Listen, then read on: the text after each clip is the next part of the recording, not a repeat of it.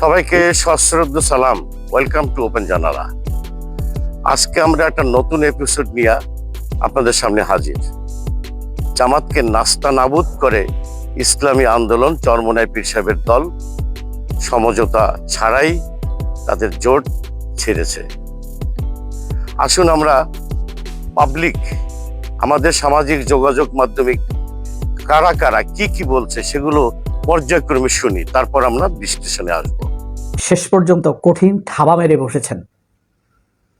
আপনি অবাক হবেনই এই থাবার টার্গেট দেখলে, যে টার্গেটে পুরা জামাত নাস্তানাবুদ। ইসলামী শাসনতন্ত্র আন্দোলনকে বা ইসলামী আন্দোলনকে উনি বলছেন কি নাস্তানাবুদ করে ফেলেছেন, জিম্মি করে ফেলেছেন। শুনুন। অর্থাৎ চরমোনাইয়ের ফির সাহেব রেজাউল করিম না পারছে গিলতে, না পারতে ছাড়তে। আপনাদের কাছে প্রশ্ন, অতীতে চরমোনাই হুজুর যতগুলো নির্বাচন করেছেন কত পার্সেন্ট ভোট পেয়েছেন? চরমোনাইয়ের হুজুরের থাবা টার্গেট কোন দিকে, কোথায়? চরমোনাইয়ের হুজুর থাবা মেরেছে কুমিল্লা 11 আব্দুল্লাহ মোহাম্মদ তাহের আসন, যেখানে কয়েকবার জামায়াত জিতেছে। খুব শক্ত অবস্থান সেখানে কুমিল্লা 11। চরমোনাই শুধু তাই নয়, সাতকানিয়া চট্টগ্রামের শাহজাহান চৌধুরীর জামায়াতের বাগ বলা হয়। যাই হোক, এই আসনটি জামায়াতের শক্ত অবস্থান না? কর্নেল অলির সাথে লড়াই করে, সেখানে জোটবিহীন লড়াই করে জামায়াত জিতেছে, তাও অনেক ভোটে। শাহজাহান চৌধুরী উনি একজন ভালো কন্টেন্ট ক্রিয়েটর। আমাদের সোশ্যাল নেটওয়ার্কে ওনার কথা আমরা অনেকে শুনি, জানি। ওনার কথাগুলো শুনুন। চরমোনাই পীর জামাতের 11 দলীয় জোটের জন্য বিস্ফোরা হয়ে দাঁড়িয়েছে, যেখানে সারা বাংলাদেশে চরমোনাইকে 10টি আসন দিলেই বেশি হয়ে যায়। সেখানে বাংলাদেশ জামাত ইসলামী স্যাক্রিফাইস করতে করতে, তাদের হেভিওয়েট আসনগুলো ছাড়তে তাদেরকে 40টা আসন দিতে সম্মত হয়েছে। কিন্তু পীর সাহেব হুজুর তাতেও খুশি না। পীর সাহেব হুজুরের 40টা আসনেও পেট ভরবে না, তার লাগবে 150 আসন। সারা বাংলাদেশ থেকে মুরিদরা বছরে ওই যে হাদিয়া নিয়ে যায়, তো এই হাদিয়া খেতে খেতে তো লোভ হয়ে গেছে। এই লোভ হুজুর 40টায় সামাল দিতে পারছে না। হুজুর একটি বারও বোঝার চেষ্টা করছে না আসলে ময়দানে বাস্তবতাটা কি। শুনুন, এটি একটি ভালো সামাজিক যোগাযোগ মাধ্যমে ভালো একটি নেটওয়ার্ক, ভালো একটি চ্যানেল। এদের বিশ্লেষণটা শুনুন। এদের বিশ্লেষণ শুনলে আপনি টোটালি সমগ্র ধারণাটা পেয়ে যাবেন। আমাদের বিশ্লেষণ তো পরে দিচ্ছি।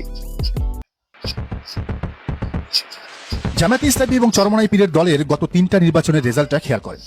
1991 সালের নির্বাচন। এই নির্বাচনে জামাত এককভাবে অংশগ্রহণ করে এবং 12.13% ভোট পায়।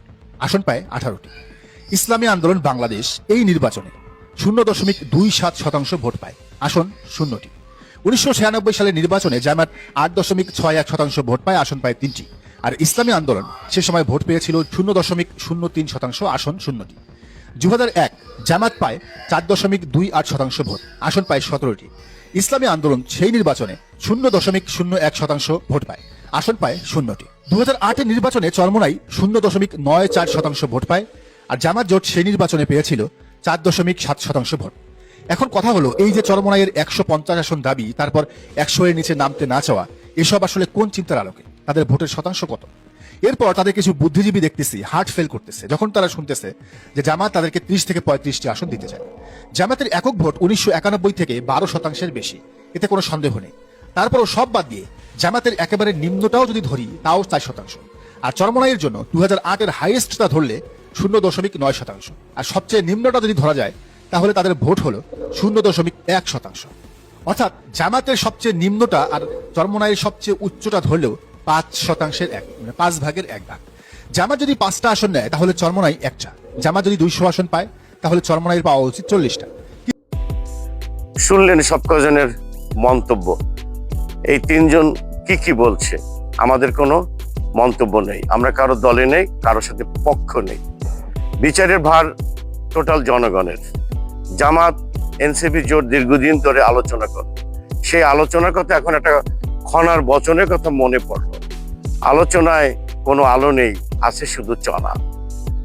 তো এই অবস্থায় এখন চরমোনাই পীর সাহেবের দল যদি এককভাবে নির্বাচন করে, তাহলে রেজাল্ট কি হবে আপনারা তো নিশ্চয়ই বুঝতে পারছেন। আপনাদের বোঝার জন্য এই বিশ্লেষণটা বললাম। সামনে নির্বাচন, অলরেডি কাউন্টডাউন স্টার্টেড। আপনারা সুযোগ মতো, সময় মতো 12 তারিখে আপনার চয়েস মতো কোনো মার্কানা ভালো লোক দেখে ভালো মানুষকে ভোট দিবেন। এটাই আমাদের প্রত্যাশা, জাতির প্রত্যাশা, দেশ বাঁচাতে এই প্রত্যাশা। সবাইকে আবারও সশ্রদ্ধ সালাম।